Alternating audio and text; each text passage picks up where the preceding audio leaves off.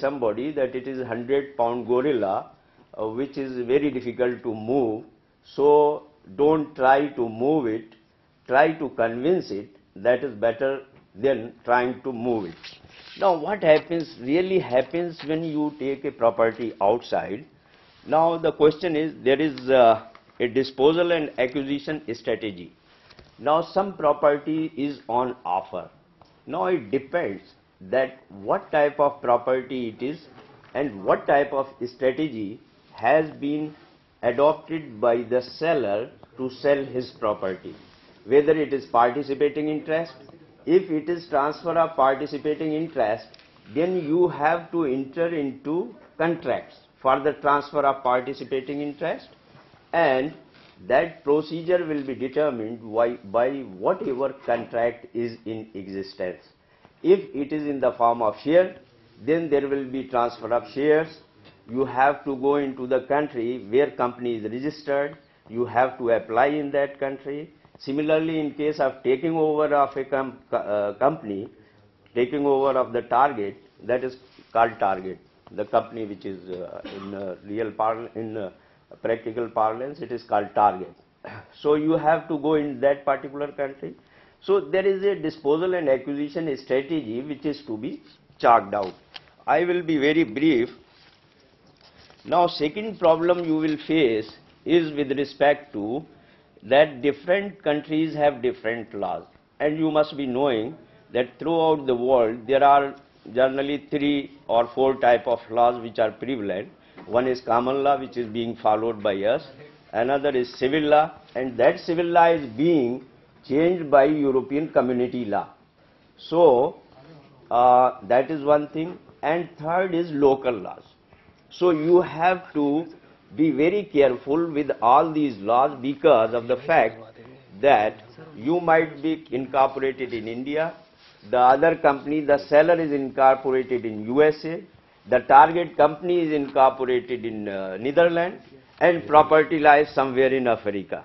Now you can see what type of legal problems you will face, and you must be prepared for that.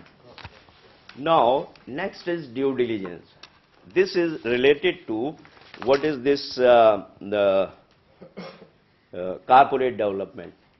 So for corporate development, that you are doing it for a particular purpose, that purpose for benefit, for taking profit. So that can be served only when you carry on very detailed due diligence with respect to the property which you are purchasing. Due diligence may be legal, technical, financial, taxation plus environment. And if you don't have human resources for doing that, then you have to engage various consultants for that purpose.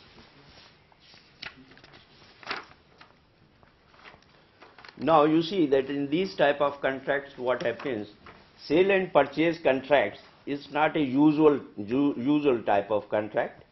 It is entered into for the purpose of transfer of either interest, transfer of shares, or transfer of company.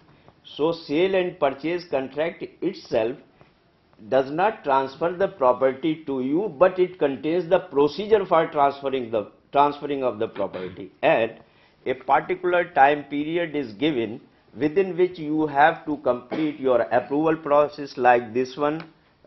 Completion commission, if completion commission is taking 201 days, then you will not get any property outside. I tell you frankly, because they have very limited time window. They want to sell it within 15 days. And that has come in the way of government companies taking properties outside. But government was very strict.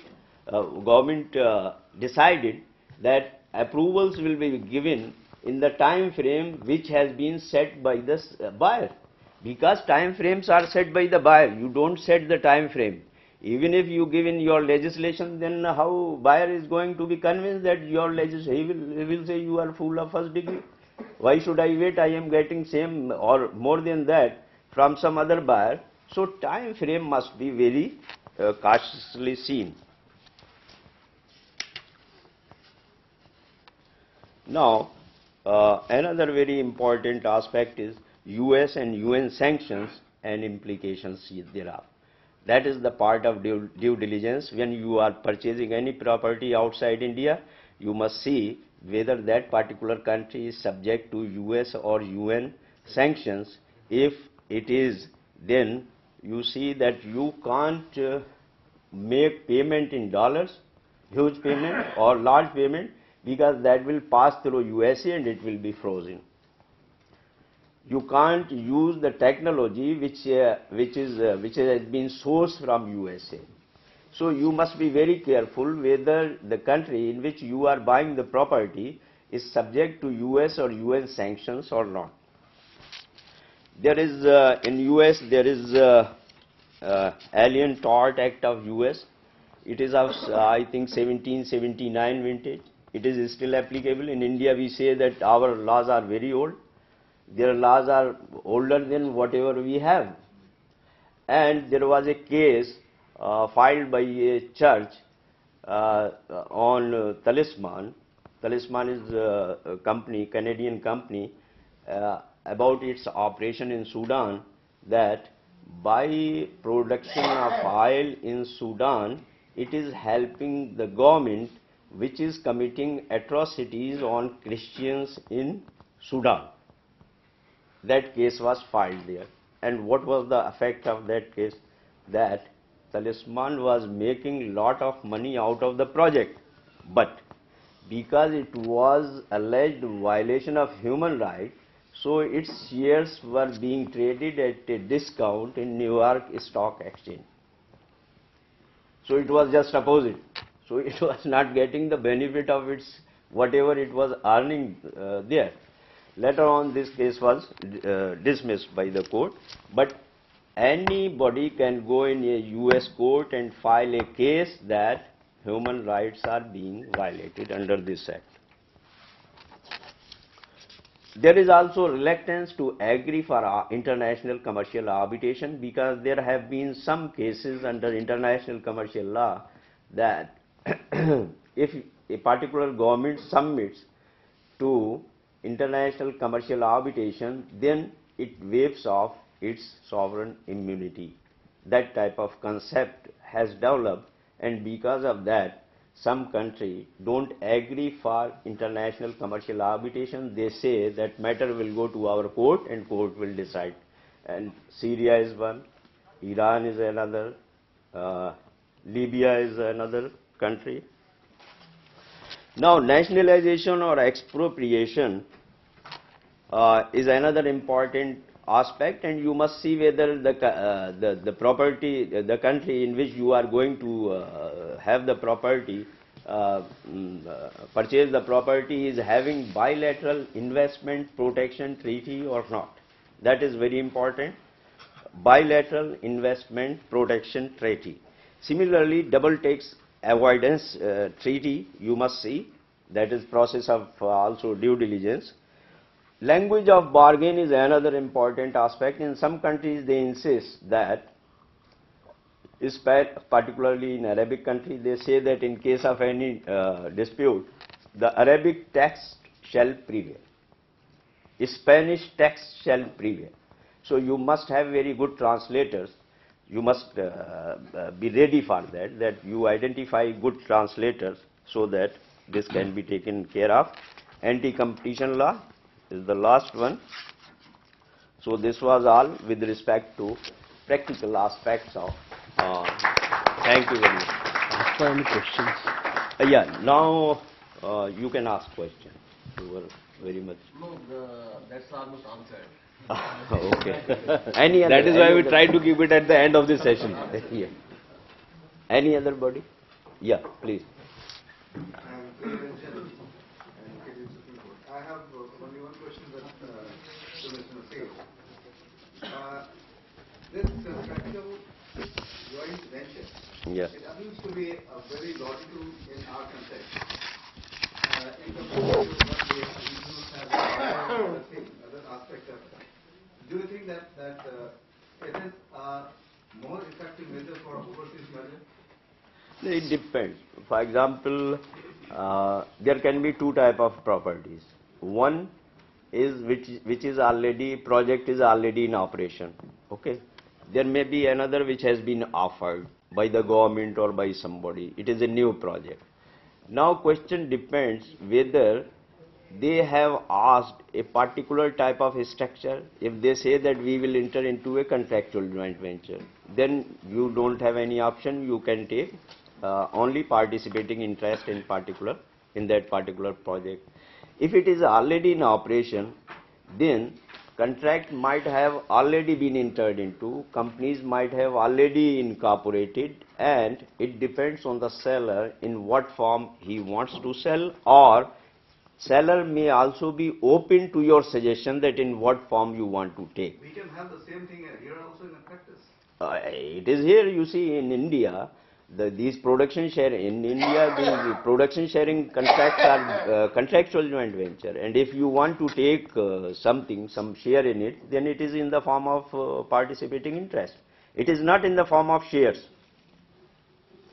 We have somewhere in the MOU or something. Not MOU, but production sharing contract. There are joint, you can see, say joint venture contracts. In any other business, it is joint venture contracts. JV agreements. Yeah. So I have a question. Yeah. Sir, can you please elaborate on U.S. stance on the complaints filed about human rights violations regarding corporate acquisitions and mergers you talked about? I really didn't get that. Actually, U.S. Has certain legislation relating to sanctions with respect to Sudan, with respect to Libya, with respect to some other countries as well, Syria, Iran. In Iran, you can't invest more than $100 million. So that's the sanction U.S. has set. Yeah, U.S. There is a legislation in U.S. and what happens that it is binding on U.S. companies. Okay, it is not binding on other companies. For example, a company from India is doing some business, it is not binding. But if it is violating that law, then if you are going to Washington or New York, then you can be arrested for that violation. I request our beloved Dr. Adish Agrawal to give memento as a mark of respect to our dignitaries. First of all, Mr. M. Naseem, Legal Counsel ONGC, and our chairperson. Your president. Thank you. Our beloved Puneet Agrawal ji, partner Jurists. Puneet जी का दूसरा Mr. Ravin Majumdar, advocate. जल्दी आओ जल्दी Dimsi.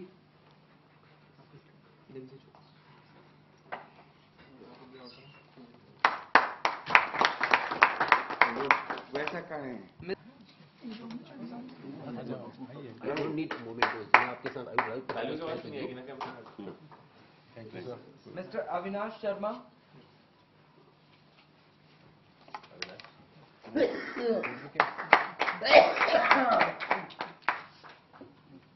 Ms. Dimsi Chopra.